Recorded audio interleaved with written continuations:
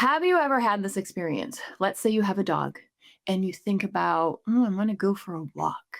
And you just think it. And then your dog gets up and starts stretching, like, let's go. And you didn't move. You didn't change your demeanor. You just thought, hey, I think I'm going to go for a walk. My name is Danielle McKinnon. I'm an animal communicator, which means pet psychic. This is our time together where we're going to talk about pets reading minds. It's a subject that's near and dear to my heart because I'm an animal communicator and because before I knew that animal communication existed, I was convinced my pets were reading my mind. Have you ever had this experience? You're thinking about feeding the cat and the cat goes over to the food. Or you have a pet that has separation anxiety and I can tell you this is something that we're dealing with in my house right now. All my husband has to do is think, oh, I gotta leave soon. And the energy in the house changes because my dog, Oscar, who you just met, actually goes to the door and starts pacing. These are real things that happen, and I want to explain to you why and how they're happening because when you know why and how they're happening, it can help you work with this better because, yeah, your pets are reading your mind. They're not doing it like old school fortune tellers on cartoons. They're actually in tune with your mind. They're actually in tune with your thoughts, your feelings, your experiences, your desires, your intentions, your emotions. And that's what we're going to go through today before I show you a fun little exercise to actually work with it, to start using it to your advantage. The first way we're going to talk about how animals read your mind, and they really are doing this, is actually through your emotion. This is a really common way that animals are tuning into us intuitively. In their everyday lives, they've got intuition going on. They've got, they kind of like connect out in their world in order to survive. They don't just have the five senses. And I think that a lot of us don't give animals credit for being as intuitive as they are. Animals need to develop these senses in order to survive in the world. Like that's that simple. So what happens is I'm going to use my husband and Oscar as an example. My husband has let's call them challenges. I hope he doesn't listen around planning and leaving the house because he's always running behind. So what does he do? He sits there, he's on the sofa and he's thinking, hey, I got to leave soon. And it changes, his emotions change because he's starting to get a little like, uh-oh, I've got to leave soon. Got a lot to do. I might be behind. He's always behind. Now, he doesn't even have to move, but Oscar has the ability, just like all of your pets, to actually tap in to the emotional changes in Kevin. And this is really important because I use the phrase tap in, but I don't mean tap in. I don't mean tap in. What I mean, because tap in sounds like I'm choosing in this moment to tap in, and there are other times when I'm not tapping in. No. Our animals are tapped in all the time. So when our emotions change, when I get more heightened, when I'm excited, when I'm sad, whatever it is, they know immediately. It's not like they're not paying attention and then they decide to tap in and then they know. They know as soon as it happens because between our animals and us, that intuitive connection is always in place. And this is really important.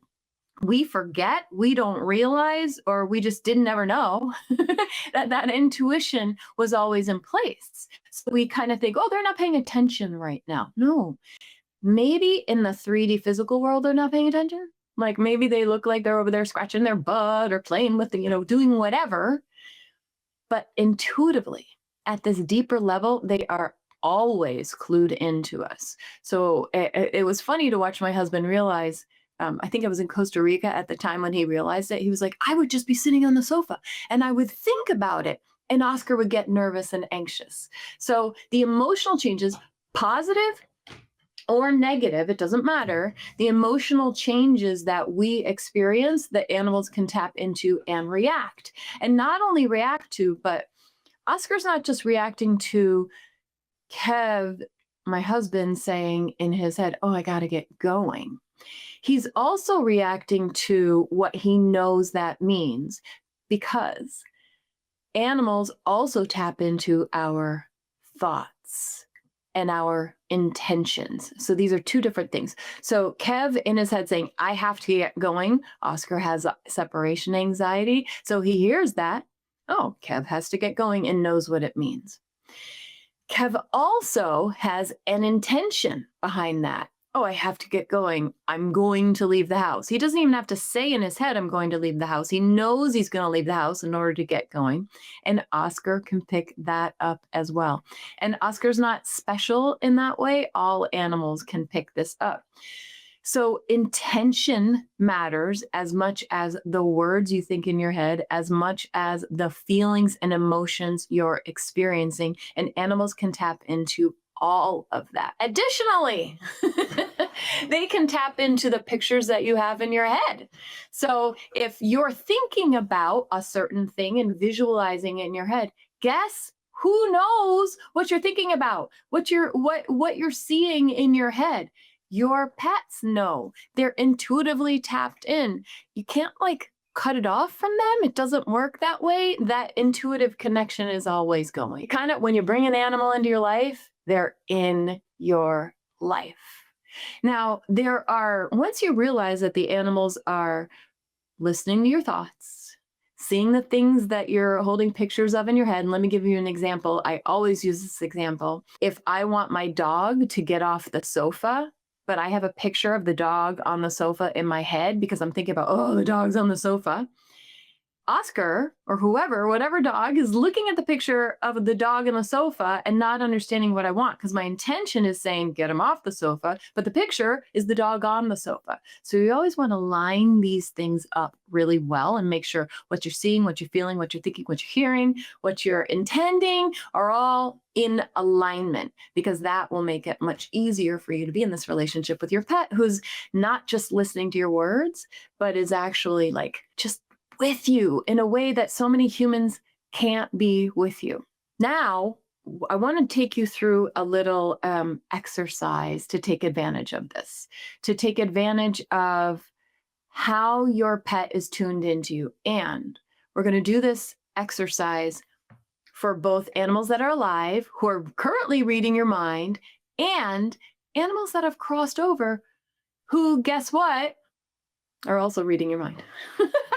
All right, so this is what we're going to do. If your animal's crossed over, you don't need a picture of them. You don't need anything like that. You know who your animal that's crossed over is.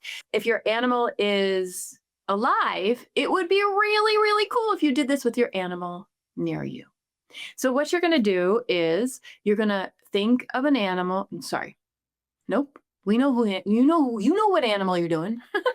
You're going to think of a word that the animal that you're going to work with loves or loved, right? So my dog Tuka, if you say dinner, she is all ears. If you say cookie, she is all ears, right? That is her thing. My dog Oscar, if I say Tuka, my other dog, he's all ears. So I want you to think of a word that your animal, alive or not, just lights up to in your experience with that. Now, if your animal's alive, your animal's there, you have your animal in front of you, perfect. And if your animal is not alive, that is okay. It's still going to work. What you're going to do is you're going to think the word and feel the word. So if I'm doing this with Tuka, I've got Tuka who's alive. She's over here in front of me. And I'm in my head going, cookies. And I'm thinking cookies and I'm feeling the excitement around cookies. I'm really getting in to the word cookies. Okay, that's it. Once you've done that, if your animal is alive and you've thought and felt whatever that word is, and you have to, it's not just going cookies, cookies, cookies, cookies. That's not going to work. No, because remember, they're feeling your feelings. They're feeling your emotions. They're reading your intentions. They're getting into it in all of you, right? So once you've done this, I want you to look at your pet that is alive and notice what happens. Does an ear twitch? Do they move? Do they come toward you? What do they do? I want you to notice what they do and take every single thing that they do as not a coincidence, but as if it has meaning. If your animal has crossed over and you're doing this, so now you're going cookies and you're really getting into it, and you're thinking of that animal and you're saying cookies in your head and feeling cookies and that excitement. Now I want you to notice in your body what happens. So that could be your body gets warm. It could be your hand twitches. It could be a finger gets tingly. I want you to notice what happens in your body. Really important. The animal that's crossed over can use your body to actually send you a message, can to actually connect with you. So you're calling on them by saying this thing that makes them so happy. It's like creating a nice little connection, and then they can give you a sign back. Pretty cool, right? So, yeah, your animal is definitely reading your mind, and alive or not, they continue to read your mind. So, be aware of what you're thinking, feeling, what your intention is, and just try to make those things line up, because whether you are dealing with an animal in your life currently, you want to have a better relationship with them, or you have an animal that's crossed over and you want signs and you want messages and you want to reconnect with them from the other side. And we're going to talk about that in a different video. Whatever it is, this little exercise is going to help you get there. If you want to learn more about this and kind of take things further, you might want to watch my video called Why Your Pet Chose You.